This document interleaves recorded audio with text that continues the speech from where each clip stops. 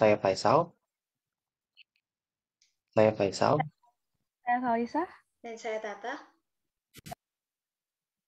Kami dari Green Warrior Team Universitas Brawijaya. Welcome to our presentation. Scale up for better living. Peningkatan penetrasi smart farming PT Pupuk Kaltim melalui strategi petani. Next. Dunia mengalami fenomena revolusi industri mulai dari revolusi industri 1, 2, 3, 4, dan revolusi industri 5. Pada tahun 2020, data menunjukkan bahwa jumlah petani yang memiliki teknologi tidak lebih dari 15% dari jumlah petani yang ada. Lalu, apakah sektor pertanian Indonesia mampu menghadapi revolusi industri 5.0?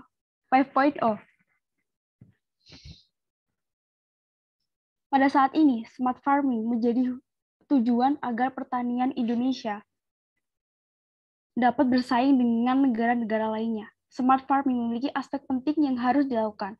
Aspek-aspek penting tersebut dapat diterapkan dalam tahap-tahap berikut. Yang pertama adalah praproduksi, produksi, pengolahan, dan yang terakhir adalah distribusi. Dalam hal ini, PKT yang merupakan salah satu industri pupuk terbesar di Indonesia dapat memainkan peran utama dalam memperluas atau setidaknya menciptakan sistem pendukung pertanian yang cerdas bagi calon petani. Sebuah studi mengungkapkan bahwa sekitar 15,4% dari biaya input antara produksi padi di Indonesia berasal dari pupuk. Meskipun biaya pupuk untuk produksi padi relatif signifikan terhadap total biaya input lalu bagaimana terhadap total biaya hanya 2,7%. Solusi yang dibentuk PKT adalah program Agro Solution PKT yang telah dilakukan hingga mencapai 50% dari target implementasi tahun 2021. Selain itu, PKT juga membentuk kerjasama dengan IPB dalam mengembangkan Price Farm atau Precision Agriculture Platform for Oil Palm. Badan Pusat Statistik mencatat bahwa kinerja lapangan usaha pertanian kehutanan dan perikanan Indonesia tumbuh sebesar 12,92% pada triwulan 2 tahun 2021 dan masih tumbuh positif pada triwulan 3 2021. Selain itu, pemuda yang bekerja di sektor pertanian naik menjadi 20,62% dan 85,62%-nya merupakan pengguna internet dan berpeluang menjadi early adopter teknologi digital pada sektor pertanian. Masuk ke dalam tahapan analisis, yang pertama kami menggunakan analisis baseline, yakni mulai dari analisis kondisi politik yang mempengaruhi di antaranya pemerintah telah secara efektif mempromosikan smart farming, kemudian dari sisi ekonomi yakni smart farming dapat diterapkan pada beberapa fase rantai pasokan pertanian, dan dari sisi sosial yakni tidak terjangkaunya teknologi oleh para petani kecil. Selanjutnya, dari sisi teknologi, yakni teknologi harus meningkatkan efisiensi produksi. Kemudian dari sisi legal harus memperhatikan peraturan atau regulasi yang berkembang di masyarakat. Dan yang terakhir di sisi environmental, di mana smart farming dapat meningkatkan ketahanan pangan.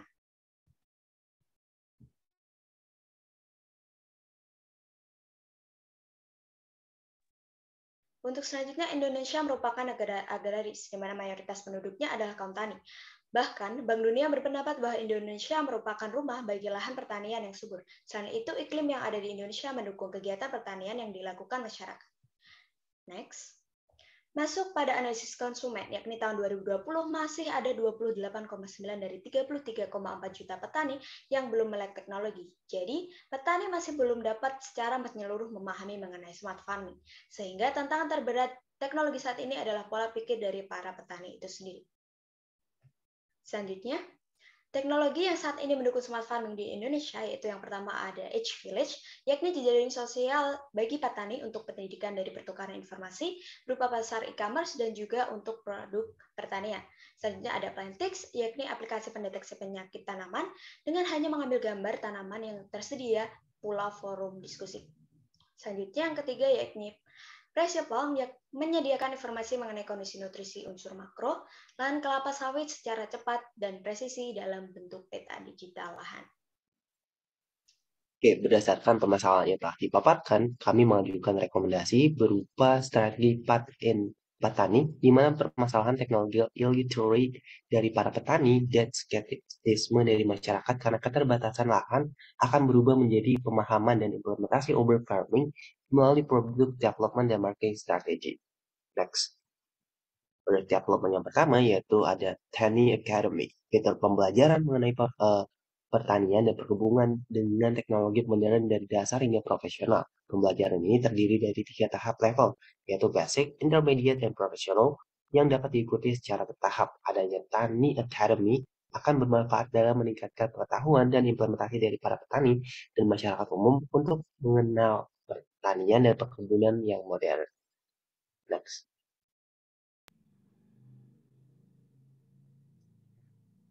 Produk development yang kedua adalah Tani Resourcer, di mana Tani Resourcer ini terhubung dengan berbagai pihak penjual bibit dengan kualitas yang sudah diakui dan terpercaya. Tani Resourcer ini dapat memudahkan pengguna dalam membeli bibit yang diinginkannya. Produk development yang ketiga adalah Tani Insight, di mana seperti yang kita tahu bahwa budidaya tanaman tidak semuanya lancar, bisa jadi terdapat kendala-kendala yang menghambat proses budidaya tersebut.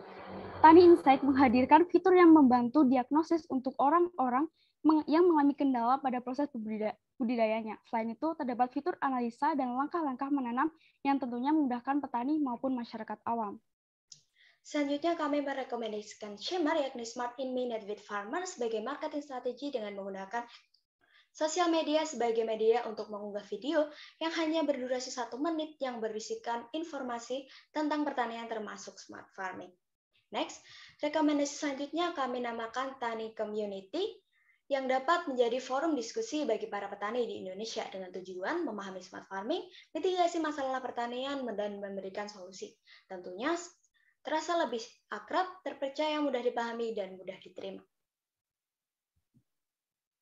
Kami menyadari bahwasanya setiap strategi bisnis terdapat risiko yang harus dihadapi. Berikut merupakan analisis risiko dan mitigasinya dari tingginya biaya operasional dengan low ROI, sulit membangun partnership hingga rendahnya product knowledge yang dimiliki konsumen. Berikut juga dengan mitigasinya masing-masing. Next. Berikut merupakan financial budgeting breakdown dari solusi yang kami tawarkan dengan biaya yang dikeluarkan sebesar 1,2 miliar pada 1 tahun namun benefit yang akan kita dapatkan itu jauh lebih besar dan didapatkan bahwasanya ROI mencapai lebih dari 150%. Next. Nah, pada implementasinya dilakukan development terlebih dahulu, dilanjutkan dengan marketing strategi yang terdiri dari 2 fase, yaitu tahap 1 yaitu customer awareness dan acquisition, serta fase kedua yaitu customer acquisition and retention. Oke, di next. Dapat disimpulkan bahwasanya PT Kaltim ingin menjadi inisiator dan marketing leader dalam mengembangkan smart farming di Indonesia, sehingga dibutuhkan adanya inovasi strategi hingga penetrasi pasar yang dapat ditingkatkan. Lalu bagaimana cara PKT mencapainya? Yang pasti product development dan marketing strategi yang tergabung dalam 4 tani tadi menjadi salah satu kunci keberhasilannya. Oke, next. Sekian. Next. Sekian, scale up for better future with Tani. See you.